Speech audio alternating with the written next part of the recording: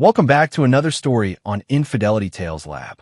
Before we begin, tell us, where in the world are you watching from? Now, let's dive into today's story. Chapter 1. The Toast That Changed Everything. Rex Hastings had always been a man who remembered everything. Every slight, every kindness, every moment that mattered. As he stood in the opulent ballroom of the Grandview Country Club, watching his new wife Gwendolyn Charles, now Hastings, dance with her father Philip Charles, he should have felt nothing but joy. Instead, a cold calculation had begun forming in his mind. The wedding had been perfect, at least on the surface. Gwen looked radiant in her designer gown, her auburn hair cascading in perfect waves. The Charles family had spared no expense: crystal chandeliers, imported flowers, and a guest list that read like a who's who of the city's elite. Rex had paid for none of it, a fact that Philip Charles made sure everyone knew. Ladies and gentlemen, if I may have your attention, Glenn Charles, Gwen's younger brother, stood with a champagne flute raised high. At 28, Glenn was everything Rex wasn't: trust fund privileged, Harvard educated, and possessed of the casual cruelty that came with never wanting for anything. The room quieted as Glenn's voice carried across the marble floors. I'd like to make a toast to my sister and her new husband. His eyes found Rex across the room, a smirk playing at his lips. You know, when Gwen first told us about Rex, we were surprised. She married down. This guy's been living in his mom's basement since high school. Laughter rippled through the crowd. Rex felt every eye in the room turn to him, saw the mixture of pity and amusement on the faces of Gwen's friends and family. His wife, stood frozen, not defending him, not stopping her brother, just standing there with a tight smile. Philip Charles rose from his seat at the head table, his silver hair gleaming under the lights. "Welcome to the family, loser," he called out, raising his own glass. The laughter grew louder. Rex had lived in his mother's basement for 6 months while he renovated the house he'd bought with cash from his military savings. The house that was now worth $2 million. The house that Gwen had moved into without ever asking about its origins. But they didn't know that. They saw what they wanted to see: a 32-year-old mechanic who worked with his hands, who wore Walmart suits to family dinners, who drove a 15-year-old pickup truck. They never asked why his mother's basement had custom Italian marble, or why he paid cash for everything, or why he never seemed concerned about money despite his modest job. Rex rose slowly from his seat, the laughter beginning to die as all eyes fixed on him. He was a big man, 6'3", with the kind of muscle that came from real work, not gyms. His dark hair was cut military short, and his green eyes held a coldness that made people uncomfortable when they really looked. "Is that really true?" he asked, his voice carrying despite its quiet tone. He pointed to the projector that had been set up for the wedding slideshow. "Watch this." The room went dead silent. Rex had anticipated this moment. He'd known the Charles family would try to humiliate him. They'd been doing it for the 2 years he'd dated Gwen. What they didn't know was that Rex Hastings was not a man who forgave or forgot. And he certainly wasn't a man who took humiliation lying down. He'd been planning this for months. The first image that appeared on the screen was Glenn's college transcript, straight C's despite his Ivy League education. The second was his arrest record, 3 DUIs that Daddy's money had made disappear. The third was more interesting: photos of Glenn with Maddie Watkins, his fiancée's maid of honor, in what appeared to be very intimate circumstances. "Glenn," Rex said conversationally, "tell everyone about your relationship with Maddie. The one that's been going on for 8 months. The one your fiancée, Jessie, doesn't know about." Glenn's face went white. Jessie Cantu, his fiancée, turned to stare at him in horror. But Rex wasn't done. The next slide showed Philip Charles's gambling debts, over $300,000 owed to some very unforgiving people. People who had been remarkably patient thanks to Rex's intervention. "Philip," Rex continued, his voice never rising above a conversational tone, "perhaps you'd like to explain to your wife, Eleanor, where the money from your retirement fund really went." Eleanor Charles swayed in her seat, one hand pressed to her chest. Rex looked around the room at the shocked faces, at the family who had just finished humiliating him. "You see, when you spend your life assuming people are beneath you, you stop paying attention to who they really are. Chapter 2. The Real Rex Hastings. 3 hours after the reception ended in chaos, Rex sat in his study, the one in the basement that Glenn had mocked, smoking a Cuban cigar and watching the security monitors that covered every inch of his property. Gwen hadn't spoken to him since the slideshow. She'd locked herself in their bedroom, alternating between sobbing phone calls to her mother and what sounded like throwing things. Rex didn't care. He'd met Gwendolyn Charles 2 years ago when she'd brought her Mercedes to his shop. She'd been everything he'd thought he wanted: beautiful, educated, from a good family. She'd also been married to Jason Bailey at the time, though she'd conveniently forgotten to mention that for the first 3 months they dated. Rex had discovered the truth the way he discovered everything, through careful observation and patience. He'd followed her one night, watched her kiss another man goodbye at an expensive restaurant. That man had been Tyler Rivers, her divorce attorney. The same Tyler Rivers who was now handling her divorce from Jason and sleeping with his client. It would have been easy to walk away then. Most men would have. But Rex Hastings wasn't most men. He'd spent 8 years in Army Special Forces, 4 of those in places that didn't exist on any official map. He'd learned patience, planning, and the art of getting revenge on people who thought they were untouchable. So instead of leaving, he'd started planning. The basement study was his sanctuary. Military precision organized everything. File cabinets with detailed dossiers on everyone in Gwen's life, computers with encrypted drives, and a safe containing documents that would destroy half the prominent families in the city. The walls were lined with monitors showing feed from cameras he'd placed throughout the house, in Gwen's car, and in a dozen other strategic locations. Rex had learned early that information was the ultimate weapon. His phone buzzed. A text from an unknown number. "Nice show tonight. We should meet." A friend. Rex smiled. He'd been expecting this. The friend was Kenneth Atkins, a private investigator who specialized in very discreet services for very dangerous people. Rex had used him before, back when he was still active duty and needed certain problems to disappear quietly. Kenneth had reached out 6 months ago after Rex had started making inquiries about Tyler Rivers. What Kenneth had found was interesting. Tyler Rivers wasn't just a divorce attorney. He was a specialist in helping wealthy wives disappear their assets before their husbands caught on. He'd perfected a system, seduce the client, manipulate the divorce proceedings, take a cut of the hidden assets, and move on to the next mark. Gwen was just his latest victim, except she thought she was the predator. Rex pulled up the files on his computer. Tyler had used the same pattern with 5 other women over the past 3 years. Each time, the husband had been left financially destroyed while Tyler and his client disappeared with millions. The last husband, Ralph Downey, had ended up so destroyed that he'd eaten his gun in his empty mansion. That's when Rex knew Tyler Rivers had to die. But death was too simple. Rex wanted Tyler to understand what it felt like to lose everything: money, reputation, family, hope. He wanted Tyler to beg for the death that wouldn't come. A sound from upstairs drew his attention to the monitors. Gwen was leaving the bedroom. Phone pressed to her ear. Rex turned up the audio feed. "Can't believe he humiliated my family like that," she was saying. "Tyler, I don't care about the plan anymore. I want him destroyed. I want him to lose everything." Tyler Rivers' voice came through clearly. Rex had upgraded the audio equipment last month. "Baby, calm down. This actually works in our favor. Now we have grounds for emotional distress, maybe even defamation. We can take him for everything and claim he was abusive. How soon can we file? I'll have the papers ready by Monday. We'll hit him with divorce, restraining order, and a lawsuit all at once. By the time I'm done with him, he'll be lucky if he keeps that stupid truck." Rex leaned back in his chair, still smiling. They had no idea what they were walking into. He pulled up another file on his computer, the real Rex Hastings. The one who'd inherited $2 million from his grandfather's oil investments. The one who'd turned that into $20 million through careful investments and some very profitable contracts during his military service. The one who owned the auto shop where he worked, plus 3 others across the state.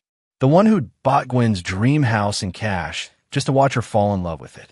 The one who'd been planning her destruction since the day he found out about Tyler Rivers. Chapter 3. The Setup. Monday morning arrived gray and cold, matching Rex's mood as he prepared for war. He'd spent the weekend watching Gwen and Tyler through his surveillance network, documenting every conversation, every plan, every detail of their scheme to destroy him. They were good. He had to give them credit. Tyler had convinced 3 of Gwen's friends to sign affidavits claiming they'd witnessed Rex being emotionally abusive and controlling. Sherry Mayo, Gwen's college roommate, even claimed Rex had threatened her at a dinner party last month. The fact that Rex had never spoken to Sherry beyond polite greetings didn't seem to matter. But Rex had something they didn't expect: time and preparation. He'd known this day was coming for months. Every conversation with Gwen had been calculated, every gift a strategic move, every moment of their marriage a chess piece position for this endgame. While they thought they were manipulating him, he'd been orchestrating their downfall. The auto shop was busy when Rex arrived, but he barely noticed the customers or his employees. His mind was focused on the files he'd been assembling, the evidence he'd been gathering, the trap he'd been setting. "Boss, you okay?" asked Darren Henry, his shop foreman. Darren was one of the few people who knew Rex's real background. They'd served together in Afghanistan before Darren lost his leg to an IED. "You look like you're about to kill someone." "Not kill," Rex said quietly. "Something worse." At 10:30, a process server arrived with the divorce papers. Rex read them while drinking coffee, noting every lie, every exaggeration, every legal maneuver Tyler thought would work. The man was good. The papers painted Rex as an unstable, abusive husband who trapped an innocent woman in a nightmare marriage. If a judge saw only these papers, Rex would lose everything. But Rex had insurance. He picked up his phone and dialed a number he'd memorized months ago. "Christoph, it's Rex. Is your offer still good?" Christoph Archer was what polite people called a debt collector and what realistic people called a loan shark. He was also the man who owned Philip Charles's gambling debts that Rex had quietly purchased last month for 70 cents on the dollar. "Rex, my friend, of course. When do you want me to collect?" "Tonight. Make it memorable, but don't permanently damage him. I need him functional for what comes next. Consider it done." "What about the interest payments you've been making?" "Stop them. Let him know exactly how much trouble he's in." Rex's next call was to Kenneth Atkins. "Kenneth, I need you to deliver some packages today to every law firm in the city. Make sure Tyler Rivers knows they're coming." The packages contained copies of Tyler's files on his previous victims, along with documented evidence of his pattern of fraud. Rex had spent months gathering the evidence, tracking down ruined husbands, building an ironclad case that would destroy Tyler's career and land him in prison. But prison wasn't enough. Rex's final call was to someone who didn't have a name, just a number. The voice that answered spoke with a slight accent that could have been Eastern European or Middle Eastern. It was deliberately hard to place. "Rex Hastings. How interesting. I wonder when you would call. Is the girl still available?" "Lynn?" "Yes, though she's become quite expensive since her last assignment." Lynn Chung was what the intelligence community called a honey trap, a specialist in seducing targets and extracting information. Rex had worked with her once during a black operation in Thailand. She was beautiful, brilliant, and absolutely without conscience when it came to her work. "I need her to get close to Tyler Rivers. Complete infiltration. Make him fall in love. Make him trust her. Make him tell her everything. Timeline: she has 2 weeks to make contact, 1 month to gain his trust. After that, I'll give you the endgame. Payment: $200,000, plus a bonus if she's willing to go further than usual."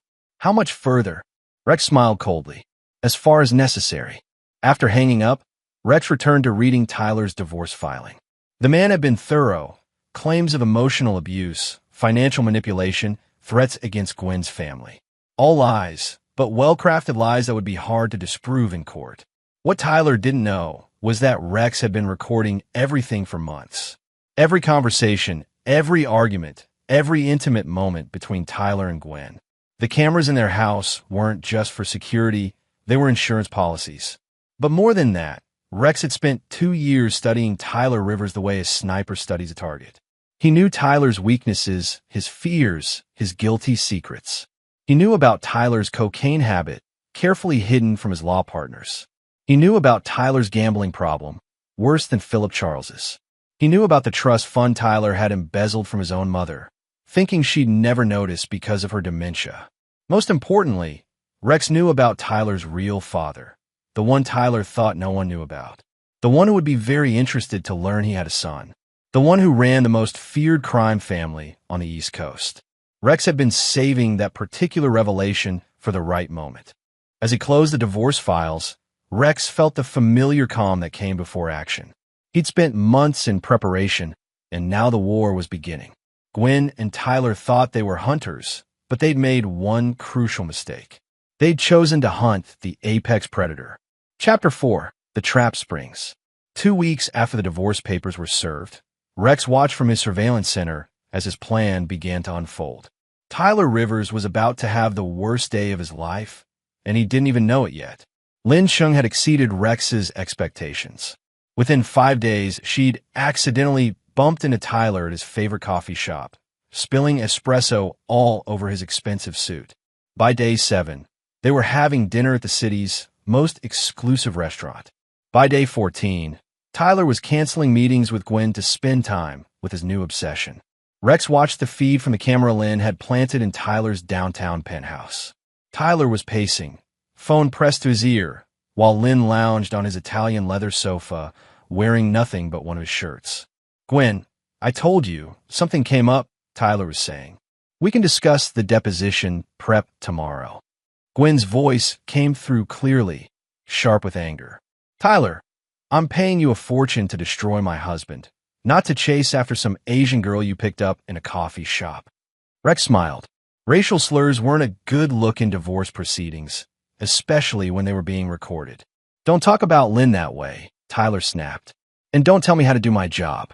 I've been handling divorces since before you knew what a prenup was. Maybe I should find a new attorney. Good luck. After what your husband pulled at the wedding, no decent firm in the city will touch you." Tyler hung up and turned to Lin, who was pretending to read a magazine. "Sorry about that, baby. Client drama." Lin looked up with perfectly crafted concern. "The woman from the other night?" She seemed intense. "Gwen's just stressed. Her husband turned out to be more than she bargained for." "What do you mean?" Tyler sat beside her, running his hand through her long black hair. "Let's just say Rex Hastings isn't the simple mechanic everyone thought he was. The man has resources we didn't expect. Resources, money, information, the kind of connections that make problems disappear." Lin moved closer, her voice dropping to a whisper. "That sounds dangerous. Are you safe?" "I'm fine. I've handled worse than Rex Hastings." Rex laughed at that. Tyler had no idea what he was dealing with. The intercom in Rex's study buzzed. "Boss, Kenneth's here," came Darren's voice. "Send him down." Kenneth Atkins descended into the study carrying a thick manila folder. The private investigator looked tired but satisfied, the expression of a man who'd been up all night gathering dirt. "You're going to love this," Kenneth said, dropping the folder on Rex's desk. Tyler Rivers just made the biggest mistake of his life. Rex opened the folder and began reading. The first document was a bank statement showing a $2 million transfer from Tyler's trust account to an offshore bank in the Cayman Islands. The second was a recorded phone conversation between Tyler and a man named Bobby Bennett, discussing the laundering of money from a construction fraud scheme. "How did you get this?" Rex asked. "Tyler's been using a new accountant, Mitchell Doherty. Mitchell's good at hiding money, but he's better at keeping records for insurance." When I explained that Tyler was about to be investigated by both the FBI and the State Bar Association, Mitchell decided cooperation was his best option. Rex continued reading. Tyler hadn't just been stealing from divorce clients. He'd been running a complex fraud operation involving construction contracts, environmental cleanup funds, and insurance settlements. The man had stolen over $15 million in the past 3 years. "There's more," Kenneth said. "Tyler's been blackmailing some of his clients. Remember Renee Vasquez, the pharmaceutical heiress who divorced her husband last year?" Rex nodded. The Vasquez divorce had been front-page news, a bitter battle that ended with the husband getting almost nothing. Tyler has videos of her killing her first husband. Made it look like a heart attack, but she used a rare poison that Tyler helped her obtain. He's been bleeding her for $2 million a year to keep quiet. Rex set down the documents. How many people has this man destroyed? Directly? At least 20 families. Indirectly? Hundreds. The construction fraud alone put 3 companies out of business. 400 jobs lost. Rex felt the cold anger building in his chest. Tyler Rivers wasn't just a criminal. He was a predator who destroyed lives for profit. The kind of man Rex had been trained to eliminate. Kenneth, I need you to compile everything into 3 packages. 1 goes to the FBI, 1 to the district attorney, and 1 to the State Bar Association. But don't deliver them yet. What's the timeline? I want Tyler to understand what's coming. Give him the fear first, then the consequences. Rex's phone buzzed with a text from Lynn. T confessed to GW affair. Says she was supposed to be quick mark, but turned into liability. Planning to frame her for emotional abuse claims. Wants her psychiatric evaluation to show instability. Will testify against her if needed. Rex smiled. Tyler Rivers was about to learn that betraying your conspirators was a dangerous game. But before Rex could respond to Lynn, his security system chimed with an alert. Someone was approaching the house. The monitors showed Gwen's Mercedes pulling into the driveway, followed by a police cruiser. Rex watched as Gwen got out of her car and spoke to the uniformed officers. She was animated, gesturing toward the house, clearly upset about something. After a brief conversation, she led the officers to the front door. The doorbell rang. Rex checked his appearance in the mirror, grease-stained work shirt, old jeans, the image of a simple mechanic. He climbed the stairs and opened the door with a confused expression. Mr. Hastings? The older officer was polite but wary. I'm Officer Jesus Rocha. This is Officer Edwin McCann. We've had a complaint about some disturbing materials found on your wife's computer. Rex frowned. What kind of materials? Gwen stepped forward, her face a mask of righteous indignation. Don't act innocent, Rex. The photographs, the surveillance videos, the files about my family and friends. My attorney says it's stalking and harassment. I'm sorry, officers, but I don't know what she's talking about. Officer Rocha held up a tablet, showing what appeared to be screenshots from Rex's surveillance system. Mr. Hastings, these appear to be from cameras placed in your home without your wife's knowledge or consent. That's illegal in this state. Rex examined the images, his expression shifting from confusion to understanding to anger. Officers, I think there's been a misunderstanding. Those cameras were installed for our security system, with my wife's full knowledge and consent. That's a lie. Gwen snapped. Gwen, Rex said calmly. Remember when we had the break-in last year? You specifically asked me to install cameras in every room so you'd feel safe. The officers looked between them, clearly uncertain. Mr. Hastings, Officer McCann said, we're going to need to see the original security system documentation and any consent forms. Of course. Please come in. As they entered the house, Rex smiled inwardly. Gwen had just made another critical mistake. By involving the police, she'd opened the door for Rex to reveal exactly what his cameras had recorded. And what they'd recorded would destroy her. Chapter 5. The News Titans.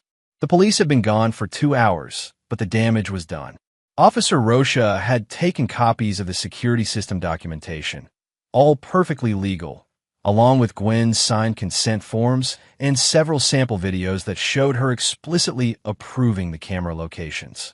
What the officers hadn't seen were the recordings Rex planned to release at the right moment.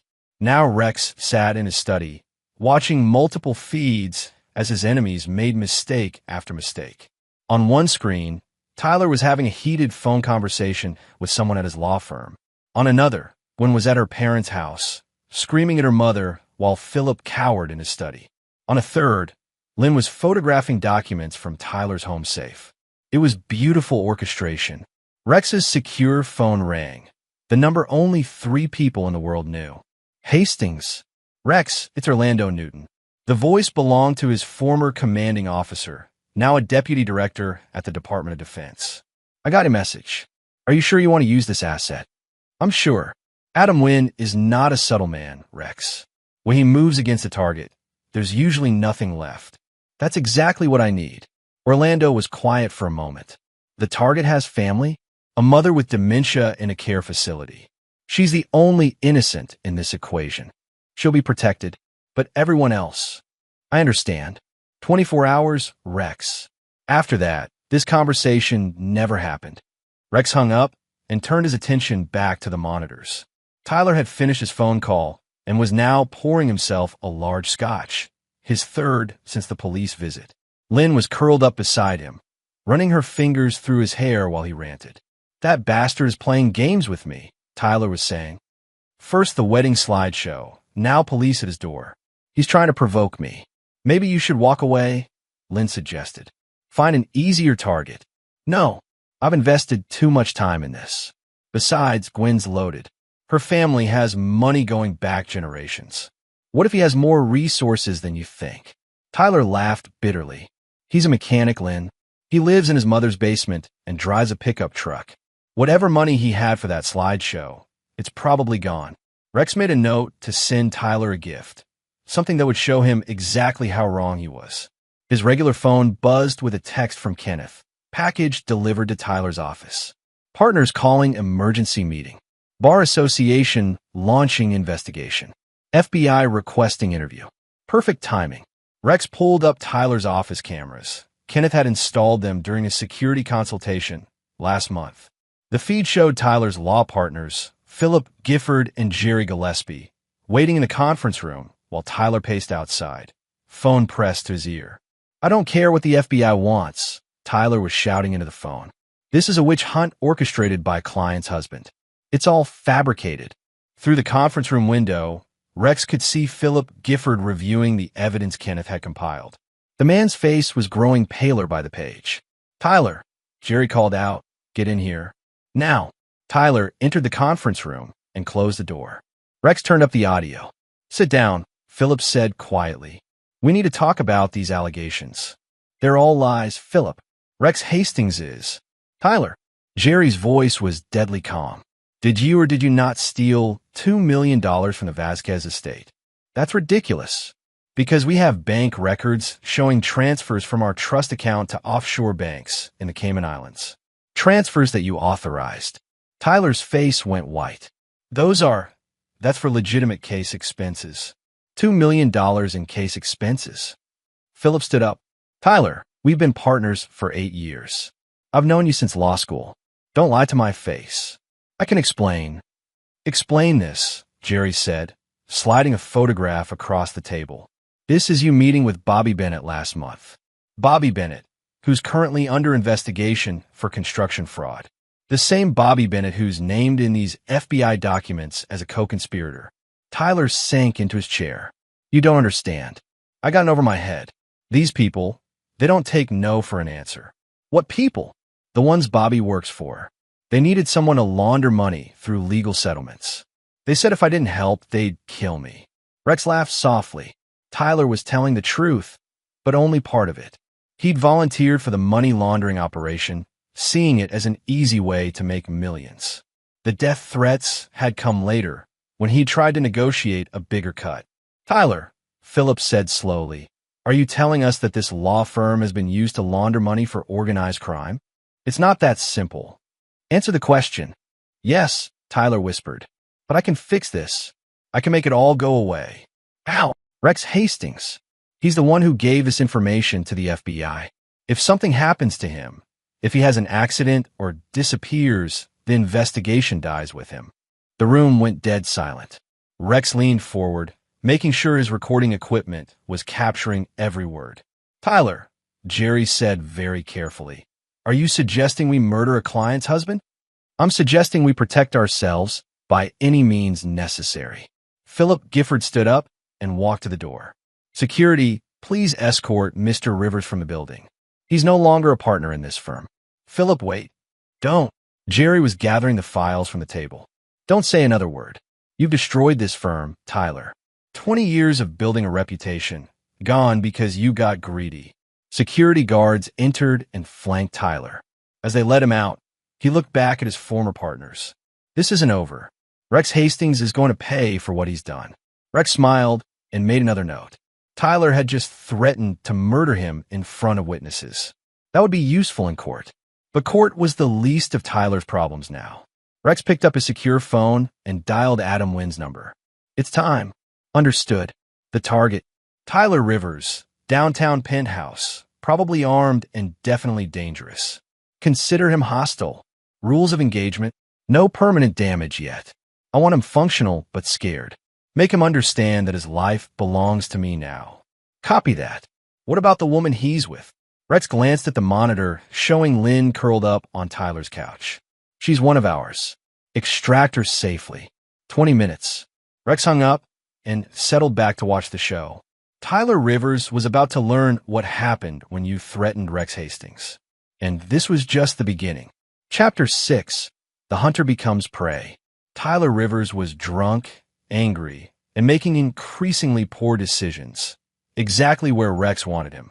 The penthouse cameras showed Tyler pacing like a caged animal, bottle of scotch in one hand, phone in the other. He'd been calling contacts all evening, trying to find someone willing to handle his Rex Hastings problem. So far, he'd struck out. The kind of people who solve problems with violence weren't eager to work with someone under FBI investigation. Lynn sat on the couch, watching Tyler with carefully crafted concern. She'd already planted 3 additional recording devices around the apartment and photographed every document in Tyler's safe. More importantly, she'd convinced Tyler to tell her everything. His crimes, his plans, his desperate schemes to escape the trap closing around him. Rex's phone buzzed with a text from Adam Wynn. In position. Ready on your signal. Not yet. Rex wanted Tyler to dig the hole a little deeper first. Baby, come sit down, Lynn called out. You're making me nervous. Tyler collapsed beside her, reeking of alcohol. I'm sorry, sweetheart. This is just... everything's falling apart. Tell me what's happening. Maybe I can help. Tyler laughed bitterly. Unless you know someone who can make the FBI disappear, I don't think so. What did you do? What didn't I do? Tyler took another drink. Fraud, money laundering, blackmail, theft. I've been stealing from clients for years, Lynn. Millions of dollars. Oh my God. And now, some mechanic, some fucking nobody, has destroyed everything.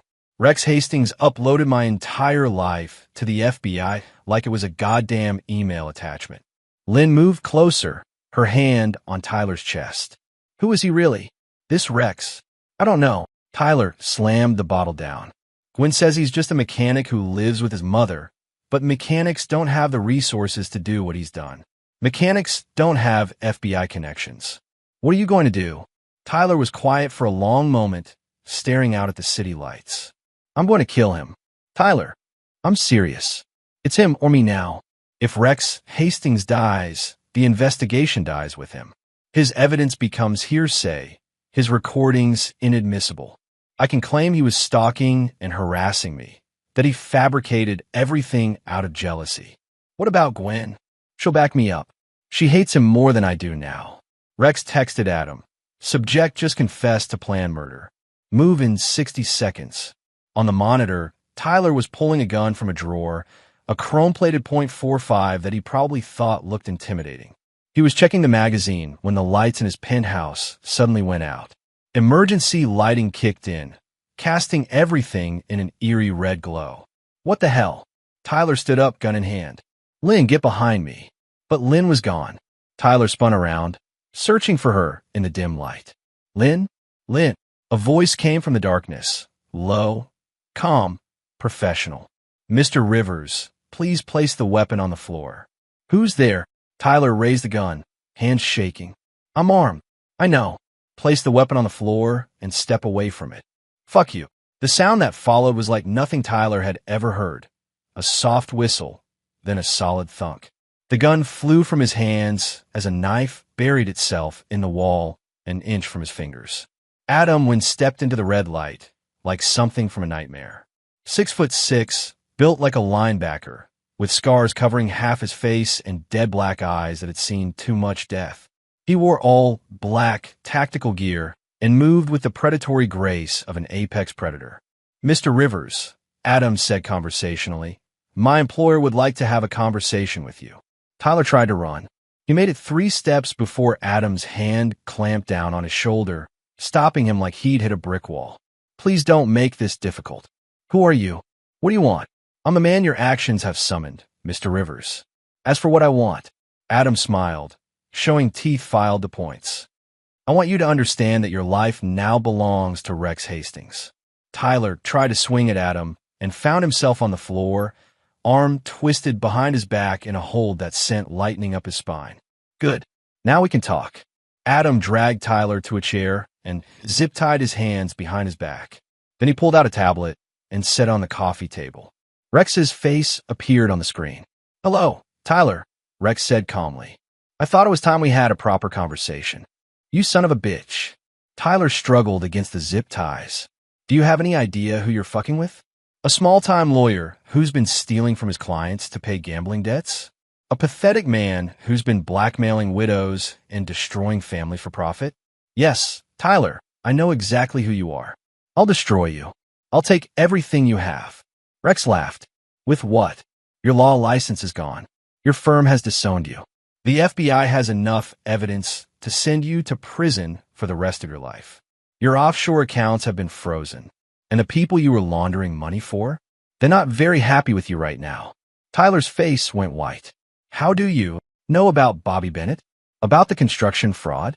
About the $15 million you've stolen?" Rex's expression never changed. "Tyler, I've known everything about you since the day you started sleeping with my wife." "That's impossible. Is it? Tell me. Tyler, how long do you think it takes to destroy a man's life when you have unlimited resources and no conscience?" Adam leaned down close to Tyler's ear. "The answer is however long Mr. Hastings wants it to take." "What do you want?" Tyler's voice was barely a whisper. "I want you to understand that this is just the beginning," Rex said. "Tonight, you're going to disappear for a while. When you come back, you're going to do exactly what I tell you to do." "I won't." "You will.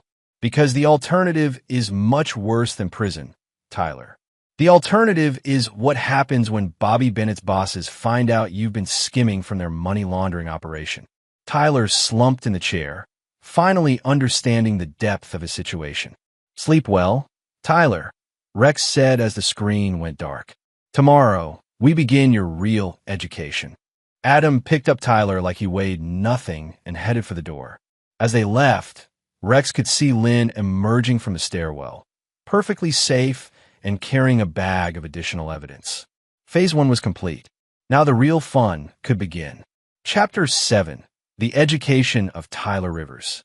Tyler Rivers had been missing for 72 hours when he finally understood that Rex Hastings was not just another angry husband. He sat in a windowless room that could have been anywhere: a basement, a warehouse, an abandoned building. His chair was bolted to the floor, and despite his best efforts, he couldn't break free from the restraints. Worse, he was starting to suspect that escape wasn't the real problem. The real problem was what Rex had planned for him.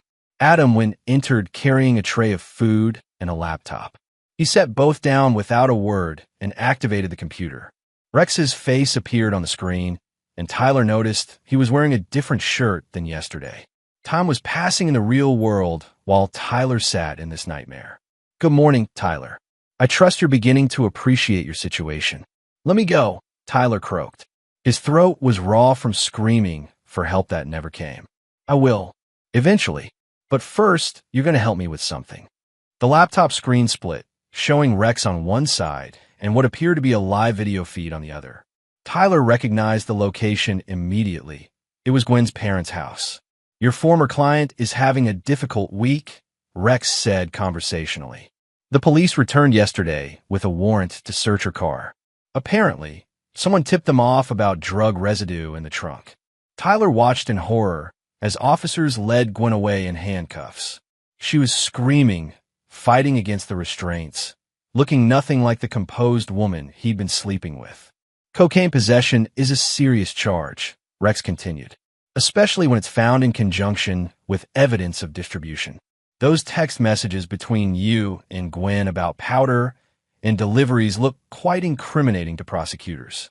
Those were about construction materials for her renovation project. Were they? Because the phone records show those conversations happening at the same time as documented drug purchases from Bobby Bennett's associates." Tyler's blood ran cold. "You planted evidence. Did I? Or did I simply document what was already there?" Rex's smile was terrifying in its calmness. You see, Tyler, when you've been stealing from drug dealers, they tend to use your services for other things, like moving product through your legitimate business operations. The video feed switched to show Glenn Charles being arrested at his office. He was crying, begging the officers to contact his lawyer. Glenn's been charged with fraud and embezzlement from his own company, Rex explained. Apparently, he's been stealing from employee pension funds to pay gambling debts. The evidence is quite conclusive. You're destroying innocent people. Rex's expression didn't change. Innocent? Glenn Charles stole $2 million from people who trusted him. Your wife has been using your relationship to funnel drugs through her family's legitimate businesses. And Philip Charles. The feed switched again, showing Philip being loaded into an ambulance. Well, Philip just had a very serious conversation with some people about his gambling debts. Is he dead? Broken legs, broken arms, but alive. Christoph's people are professionals. They know how to send a message without creating a corpse. Tyler was beginning to understand the scope of what Rex had orchestrated. This wasn't just revenge, it was systematic destruction. What do you want from me? Your cooperation. You're going to help me finish this. I won't. You will, Rex interrupted. Because if you don't, the video of you confessing to Renee Vasquez's murder goes to the FBI today. Tyler went white. What video? The laptop screen showed Tyler in his penthouse, drunk and angry, telling Lynn about his blackmail schemes. But this wasn't the conversation Tyler remembered. In this version, he was confessing to helping Renee poison her first husband. That's not. I never said that. Didn't you? The audio is quite clear. Modern technology makes it very easy to create convincing evidence. Tyler, especially when the source material is extensive. Tyler realized he was looking at deepfake technology, sophisticated enough to fool anyone who was an expert. Rex had taken hours of recorded conversations and created a confession that would destroy Tyler's life. Here's what's going to happen, Rex continued. You're going to sign a confession detailing every crime you've committed. You're going to implicate everyone you've worked with. And you're going to transfer what's left of your hidden assets to a charity of my choosing. And if I refuse, then you go to prison for murder. Your remaining family members have tragic accidents. And the people you've been stealing from learn exactly where you are. Adam placed a pen and legal documents in front of Tyler. The confession was already prepared, typed in perfect legal language, detailing crimes Tyler hadn't even remembered committing. You have 1 hour to decide, Rex said. Choose wisely. The screen went dark, leaving Tyler alone with his thoughts and the weight of his choices. In his study, Rex watched Tyler through the surveillance cameras, noting every micro-expression, every sign of psychological pressure. The man was breaking down exactly as planned. Rex's phone buzzed with a text from Lynn. Mission complete. Tyler's accounts accessed. Total recovery, $18.2 million. Another text, this one from Kenneth. FBI took the bait. Federal task force forming. RICO charges pending. And finally, one from Adam. Subject ready for phase 2. Orders. Rex smiled and began typing his response. Tyler Rivers was about to learn that signing the confession was just the beginning of his education. The real lessons were about to start. Chapter 8, the final lesson. Tyler signed the confession after 47 minutes, his hand shaking so badly that his signature was barely legible. He'd read every page twice, understanding that his name on that document meant life in prison even if Rex kept his other promises. But Rex Hastings wasn't finished with him yet. Excellent choice, Rex said when the laptop screen flickered back to life. Now, for phase 2 of your education. I did what you asked. Let me go. Tyler, we haven't even begun to address your real crimes yet. The screen split again, but this time it showed surveillance footage from Ralph Downey's house, the husband who'd killed himself after Tyler destroyed his life. The timestamp showed the day before Ralph's suicide. Tell me about Ralph Downey, Rex said. I don't know what you mean. You don't? Because this video shows you at his house, having what appears to be a very heated conversation. What were you discussing, Tyler? Tyler watched in horror as the footage showed him arguing with a broken man in an empty mansion. Ralph looked like he hadn't slept in weeks, like he'd lost everything that mattered to him. He was threatening to expose my methods. I had to make sure he understood the consequences. The consequences of what?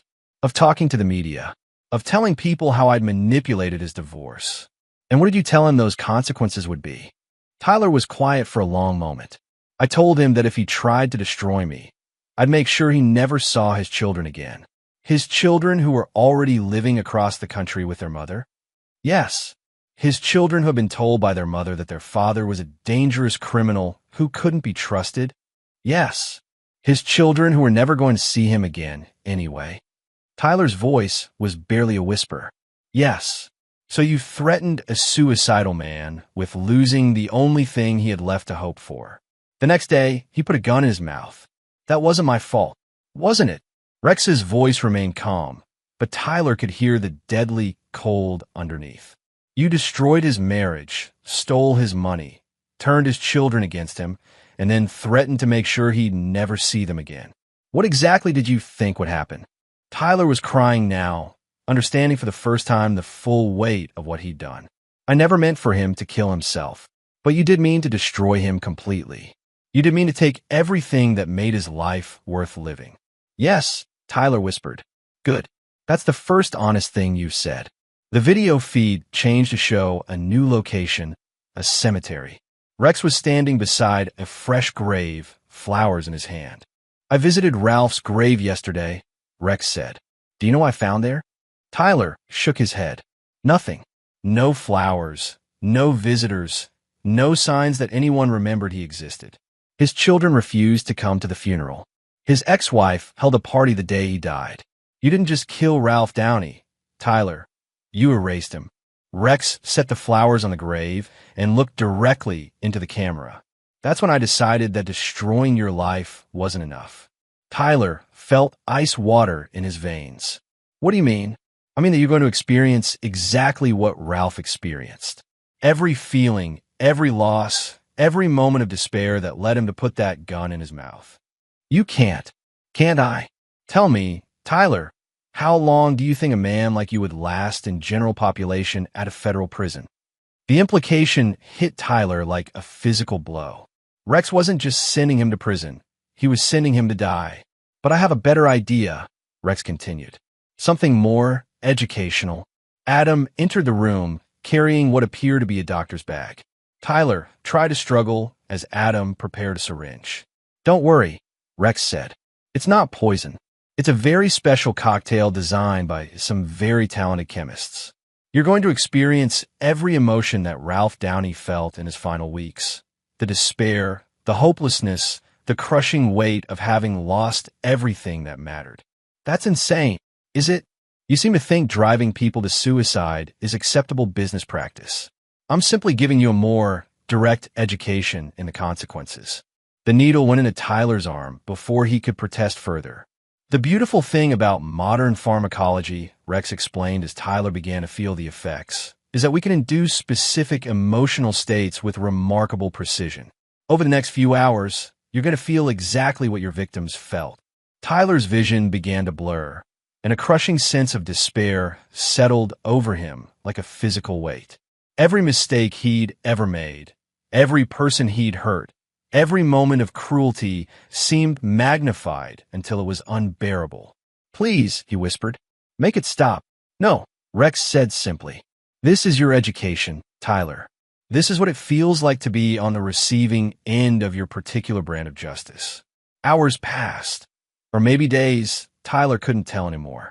The drugs made time elastic, stretching moments of despair into eternities.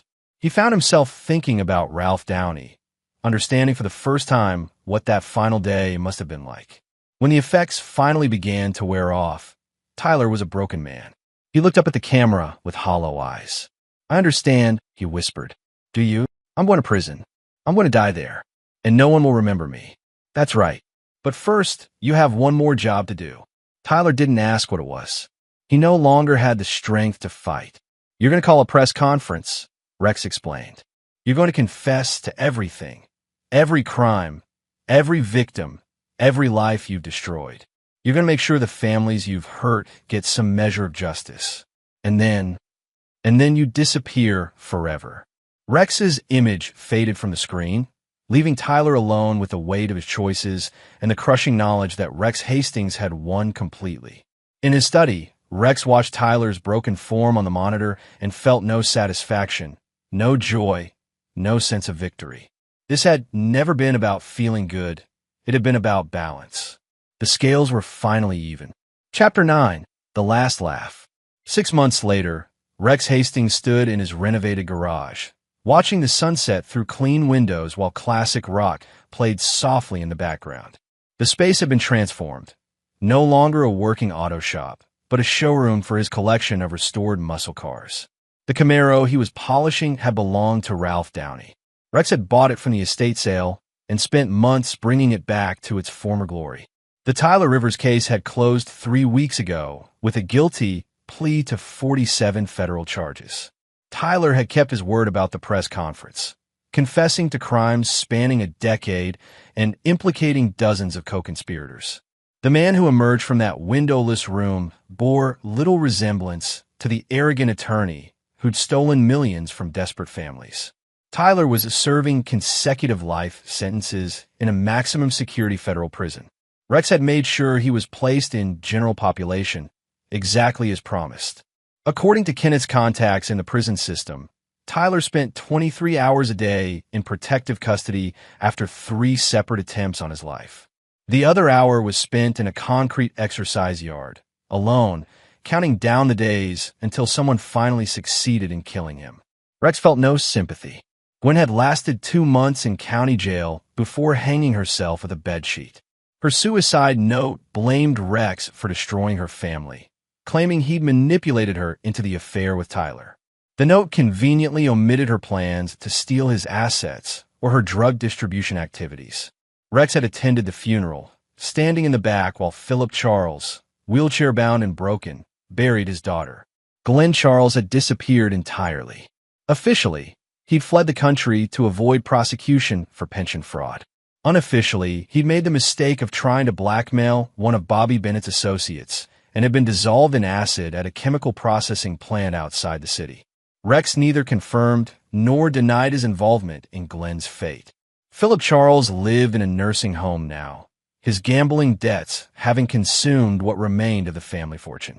His broken bones had healed badly, leaving him unable to walk without assistance. Eleanor visited him twice a week, though she'd filed for divorce and moved in with her sister. The Charles family legacy, 3 generations of social prominence, had died with Gwen. The doorbell chimed, interrupting Rex's thoughts. Security monitors showed Kenneth Atkins at the front door, carrying a bottle of expensive scotch and wearing the satisfied expression of a man whose work was finally complete. "Kenneth," Rex said, opening the door. "Right on time. The FBI closed the last of the Tyler Rivers investigations today," Kenneth said, following Rex back to the garage. 73 arrests, 24 convictions, over $40 million in recovered assets. They're calling it the biggest white-collar crime bust in state history. Good. Kenneth poured 2 glasses of scotch and handed one to Rex. The families Tyler destroyed have been made whole. The Downey children received full restitution plus damages. Most of the other victims got their money back with interest. What about the money Tyler had hidden offshore? Every penny recovered. Lynn's work was exceptional. She got access to accounts Tyler thought were completely secure. Rex nodded. Lynn Chung had disappeared after the operation concluded, presumably back to whatever shadow organization employed her. She'd left behind a single note: payment received. Pleasure doing business. Speaking of payments, Kenneth continued. Adams sent his final report. Tyler Rivers was found dead in his cell this morning. Rex felt nothing at the news. Ow! Officially? Heart attack. Unofficially? Someone slipped him a very specific cocktail of drugs that mimicked the symptoms of cardiac arrest. The same cocktail that was used on Ralph Downey's first wife all those years ago. Poetic justice. Tyler had died the same way his blackmail victim had killed her husband. Any loose ends? Rex asked. None. Bobby Bennett's entire organization is either dead or in federal custody. The corruption at Tyler's law firm led to investigations of half the judges in the state. The Charles family assets have been distributed to creditors and charity. It's over, Rex. Rex raises glass. To Ralph Downey. To Ralph Downey, Kenneth agreed. They drank in comfortable silence for a while, watching the sun disappear behind the mountains. Finally, Kenneth spoke again. What now? You've spent 2 years orchestrating the most comprehensive revenge in criminal history. What does Rex Hastings do for an encore? Rex smiled, the first genuine smile Kenneth had seen from him in months. I disappear. What do you mean? Rex Hastings, the mechanic, dies in a tragic accident next week. Car explosion. Body too damaged to identify. Closed casket funeral. Very sad. Kenneth raised an eyebrow. And then I become someone else. Someone with a different name, a different history, a different life. The military taught you well. The military taught me that sometimes the only way to win is to disappear completely. Rex walked to a filing cabinet and pulled out a thick folder. Inside were multiple passports, driver's licenses, credit cards, and birth certificates, all with his photo, all completely legitimate, all with different names. I've been preparing for this day since I came home from overseas, Rex explained. Multiple identities, hidden assets, clean extraction routes. By tomorrow night, Rex Hastings will be a ghost. Where will you go? Somewhere warm. Somewhere no one knows my story. Kenneth finished his scotch and stood to leave. It's been an honor working with you, Rex. If you ever need anything, I won't, but thank you. After Kenneth left, Rex returned to polishing Ralph Downey's Camaro. The car was perfect now, every chrome detail gleaming, the engine purring like a predator. Tomorrow, he'd drive it to the cemetery and leave it at Ralph's grave with the keys in the ignition. Someone who appreciated classic cars would find it and give it a good home. Rex's phone buzzed with a final text from an unknown number. The wedding reception was 6 months ago. Did you get the last laugh? Rex smiled and typed his response. The laughter hasn't even started yet. The next morning, local news reported a tragic explosion at Hastings Custom Auto.